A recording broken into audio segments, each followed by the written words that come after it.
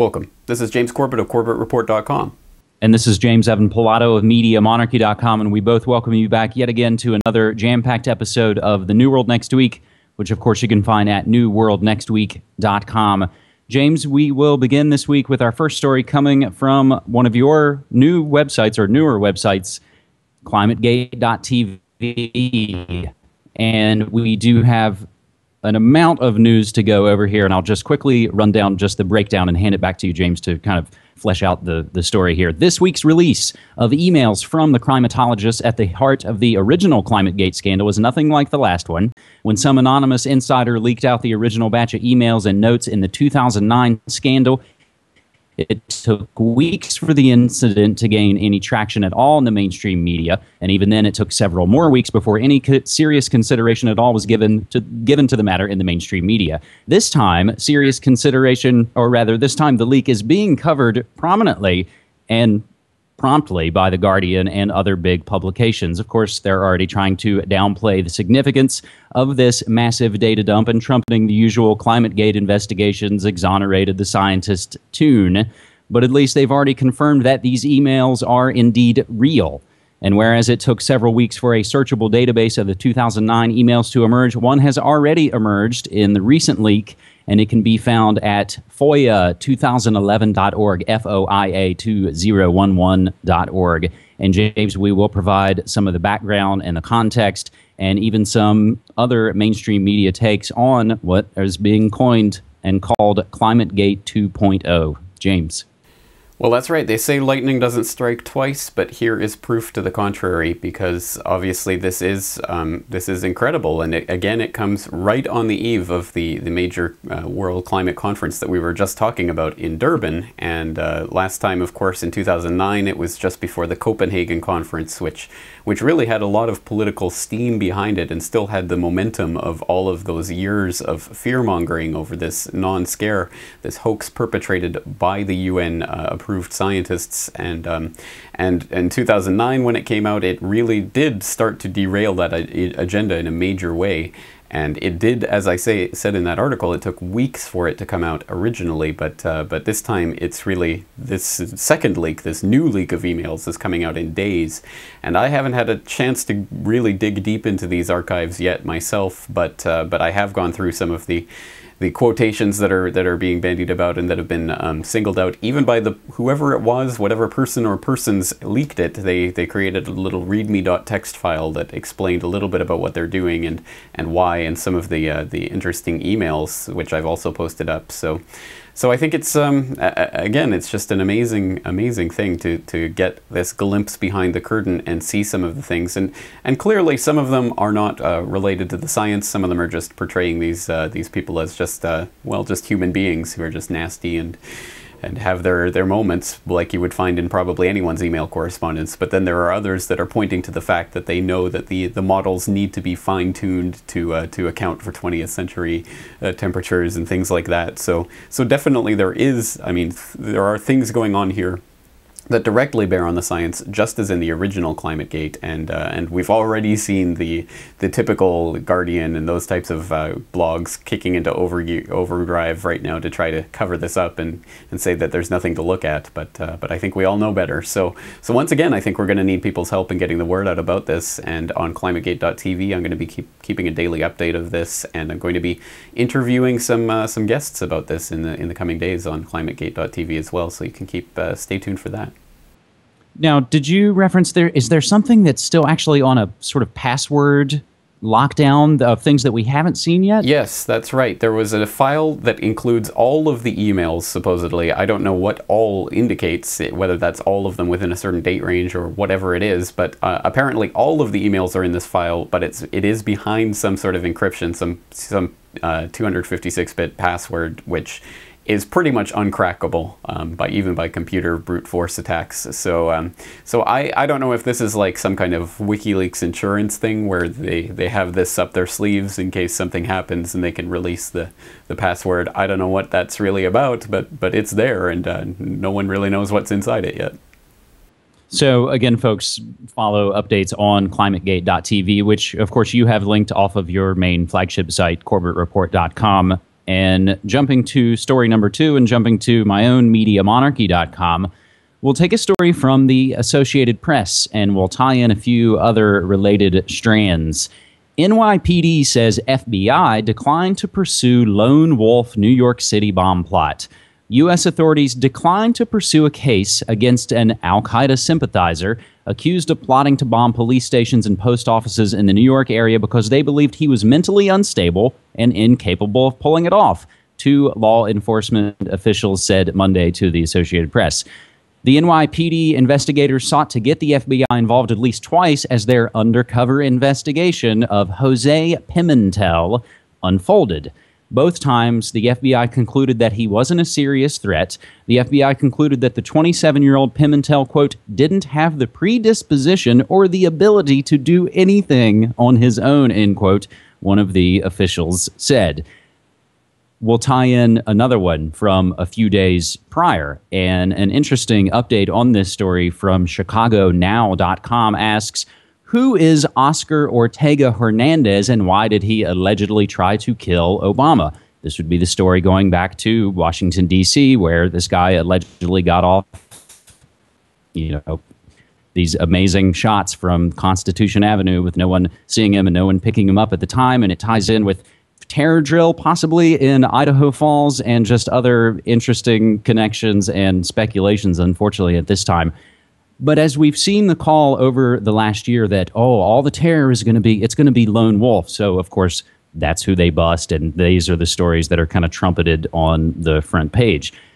As I'll sidebar note, we're about to see the 1-year anniversary of our own, Christmas tree bomber here in Portland, Oregon. So I'll see what kind of updates surround that. But I find this interesting that these lone wolf stories were happening all around the 48th anniversary of the original lone wolf patsy, lone gunman Lee Harvey Oswald. Of course, November 22nd is the anniversary. And James, you covered this on a recent episode of your daily live radio show on the Republic Broadcasting Network, In Search of Lee Harvey Oswald.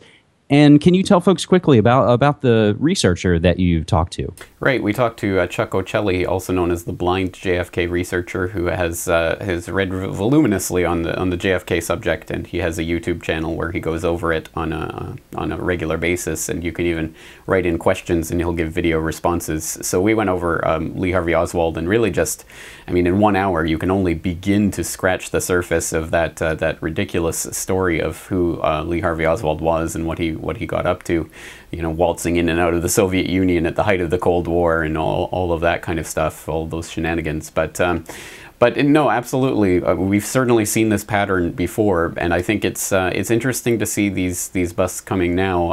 And I think it's just an obvious diversionary attempt to try to take the heat off of people in Washington who are obviously feeling scorn and venom from all sides of the political spectrum. I think it doesn't matter whether you inhabit the left or the right of the phony political scale. I think everyone's mad at Washington right now. So I think things like this constant terror busts and this phony baloney hype and propaganda about these types of things just serves to keep the background level of fear up to a certain point where the people who are at least just watching TV in a zombified state and will believe anything they see will just be maintained in that cocoon of fear that helps them to basically propagate the system and maintain the status quo. So I think people who are watching this probably know better than to even give this much thought. But it is interesting to see they continue doing the same types of things with the same type of mentally disturbed people. People who probably can't even tie their own shoelaces, but where they're being held up as these exemplars of terror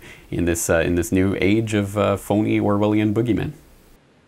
It's interesting to note that the feds, as it was noted, as the NYPD tried to get the feds involved, twice demurred. I've seen other articles, and again, we'll provide all this, that basically had the feds saying, yeah, but you guys did this weird informant thing, and it's going to be a no-good case, like so many of these busts are, with people who have no ability or predisposition to do anything if they hadn't been funded and trained and prodded every step of the way.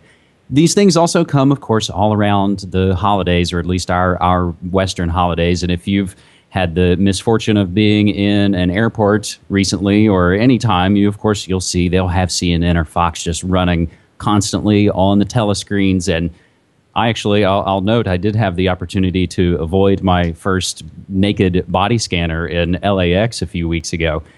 But even then, the television screens are running, nonstop Penn State, child abuse scandal news, and it becomes the backdrop for people when they're traveling or when they're going, to family. And it's these talking points, and it never really, unfortunately, goes deeper other than, the phony partisan bickering between the phony left and right. So, James, what I'm kind of prefacing here and setting up is it here, as I come to you in Portland, Oregon. It's the 23rd of November, just a few hours away from Thanksgiving. And of course, all the travel, all of those things are all only going to escalate, and we hope everyone is safe out there in the world. But we'll move for our third and final story this week to foodworldorder.com. Oregon tops the nation in food stamp use. And we take this from KEZI out of Eugene, Oregon. Oregon has the highest percentage of people on food stamps in the nation. A newly released U.S. Census survey reports 18% of Oregonians said they rely on a federal program for food. Food stamp use in Oregon surged 23% last year and has doubled in the past 4 years.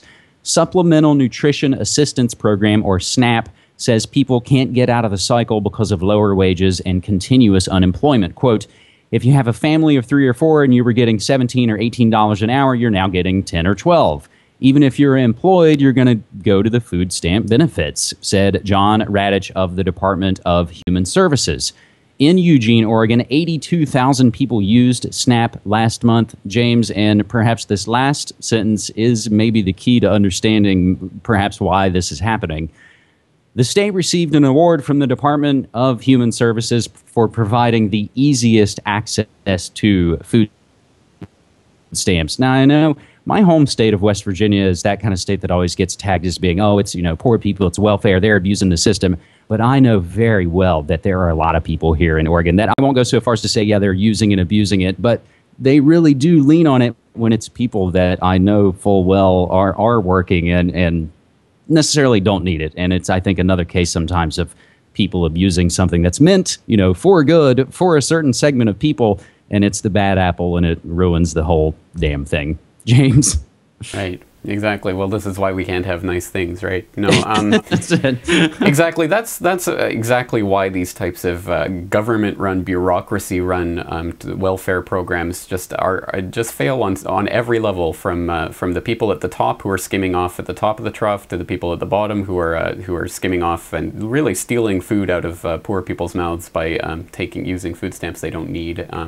Again, it's just corruption at every level, and that's human nature. So so to expect otherwise, I think, is folly, and that's why I think we have to build communities that are based around voluntarily doing things for other people. And when you know people in your community, you're less likely to pretend to be too poor and stealing food out of other people's mouths.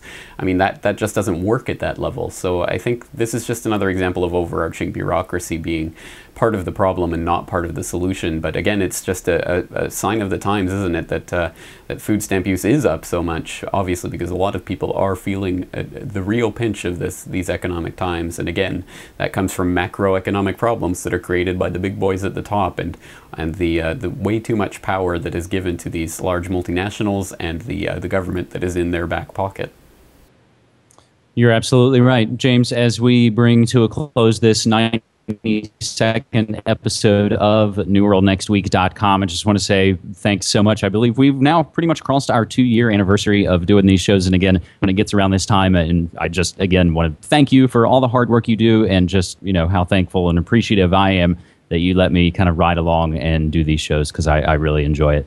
Well, I thank you for joining us week after week after week and digging up great stories every week. And I'm also thankful that it's a sunny day here in Japan, although I hear it's different in Portland. It's quite different. Quite different. Thanks so much, man. Thank you.